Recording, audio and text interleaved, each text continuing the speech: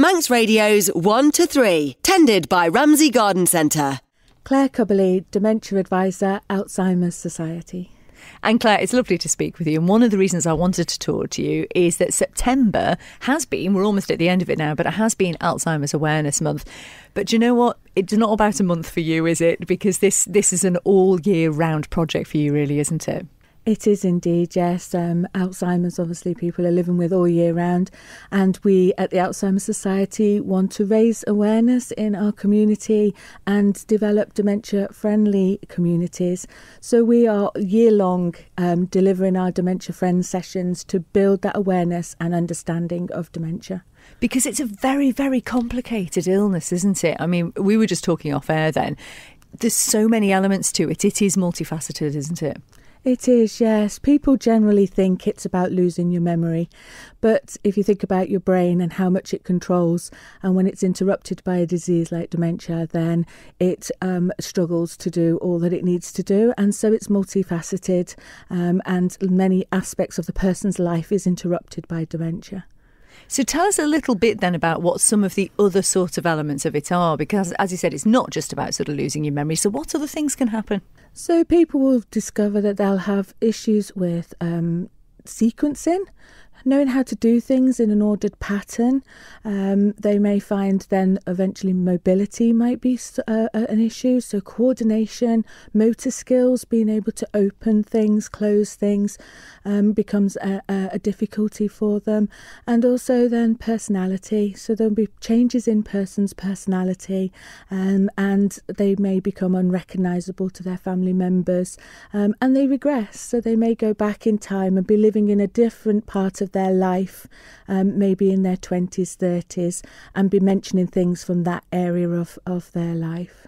Do you know, I find that very interesting because that's something that I've seen a lot in the press over the past sort of couple of years about tapping into that idea of them being potentially in a different era and maybe using things like music and photos and sort of allowing them to almost live in that era, which would make them feel presumably more comfortable and safe. Yes, we will live with them in that period of their life. So we use a document called This Is Me, which takes down a person's life history, their life story. We want to know where they went to school, because they might start mentioning those things when they are starting to advance with their dementia.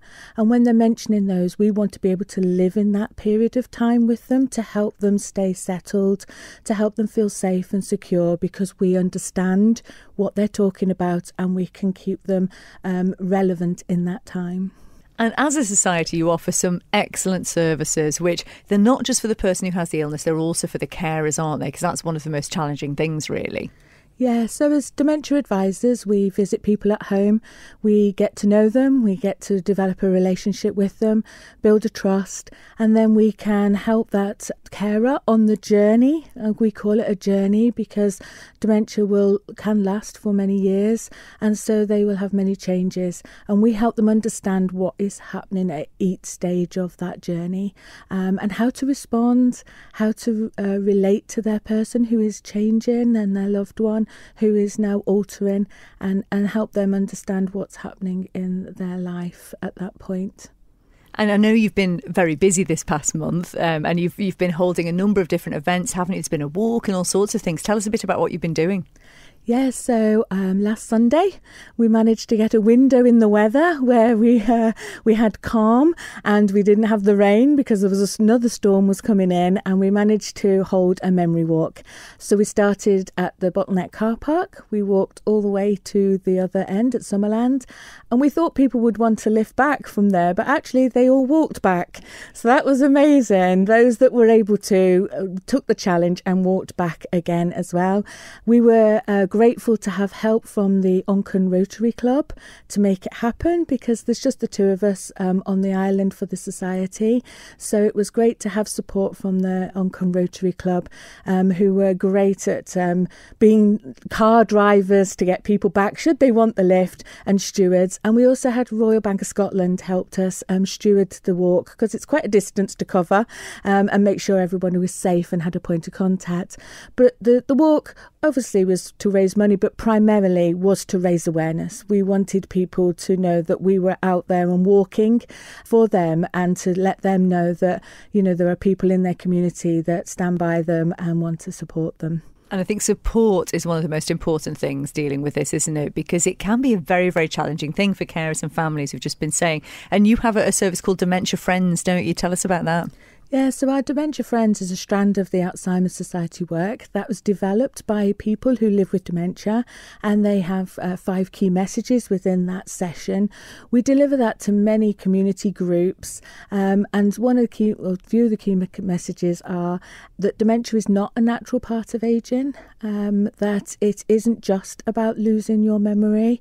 And as part of that, there's a bookcase analogy, which is really powerful. People can see that on YouTube if they wish to look it up. And we deliver that as part of that session. And that really explains how it is for somebody with dementia in that moment in time, how they forget the detail of a day, but actually that the emotion that's attached to what happens around them is really, really important in order to keep them settled and feeling safe. And that's what it's all about, is helping them to feel safe. And I have to say, I know that bookcase analogy. Our lovely Judith Lay told us about it a little while ago.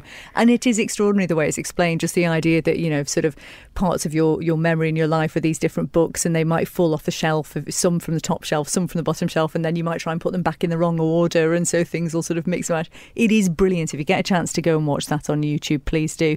But yeah, so I'm struck as well by the fact you said there's only the 2 of you in the society delivering all of these services, because I'm assuming there's quite a few people on the Isle of Man that are struggling with this. Yes, I mean, we work in partnership with the Older Persons Mental Health Service and the Memory Clinic on the island. And obviously we have their support as well, so we can use them as a source of support for the work that we're doing. And we also, at the later stages, we will refer people on to the Admiral Nurse Service, who support people at that end of life stage of dementia, and they're based up at hospice. So we do have others around us and other professionals around us who help us deliver and support in what we're doing. Do we have any idea of what sort of figures of people are affected on the Isle of Man at all? Is it difficult to know the numbers? We don't have definitive numbers, but we think there's around 1,600 people with dementia on the Isle of Man. And Claire, there's maybe this misconception, isn't there, that this is just an illness that affects the elderly, but actually it can come in at an earlier age, can't it? Yeah, so there is young onset dementia, which is for people under 65 years of age who are diagnosed with dementia. And there's some celebrities have come forward recently and helped raise awareness of the fact that this isn't an older person's disease, that younger people are being diagnosed with it. So Fiona Phillips and Bruce Willis have come forward and talked about their dementia. So yes, it is a disease that can affect somebody who is younger, and it's the media are speaking about it and they're appearing on television. I know Bruce Willis's wife has spoken recently about the effects on the whole family, not just on him, and has given an insight into dementia for them. So those known people are powerful in spreading that word and letting people know that this is a devastating disease that is the UK's biggest killer, and it affects not just the person but everybody around them.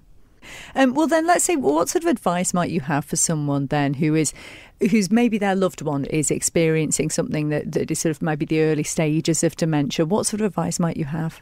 So at the Alzheimer Society, we, in Dementia Action Week last year, had a campaign was getting a diagnosis and the importance of getting a diagnosis. By getting a diagnosis, you can get early support. There are some drugs that the medics can give people that help slow the disease down. It doesn't cure it, but it does slow the disease and the progression of it down.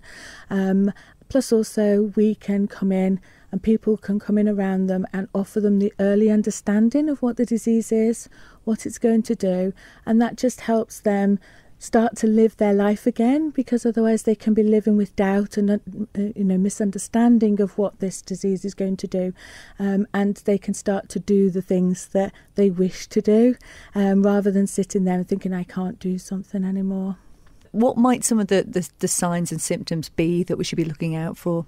So people, I mean, with Alzheimer's disease, first signs usually are the memory starts to be affected, but there might be other things, just not being able to order things in your mind, that sequencing that we spoke about earlier, that people find that they are unable to put tasks into order, or that everything feels quite disorganised. They might find that they are uncoordinated, and finding coordinating and pouring things and doing things at home and daily tasks challenging. They can still do them, but they are in their mind feeling this feels really difficult, and with that means that they may wish to come forward and discuss with their GP. We do have a symptom checklist that people can use, and it's on our website if they want to go and just search symptom checklist, and that gives you an idea of all the different things that need to be considered as to whether this could be a dementia. Let's tell people what the website address is so they can go and find out more information from you. alzheimers.org.uk. And what if somebody might want to give you a phone call if they don't use the web? Yes, you can get us on 613181.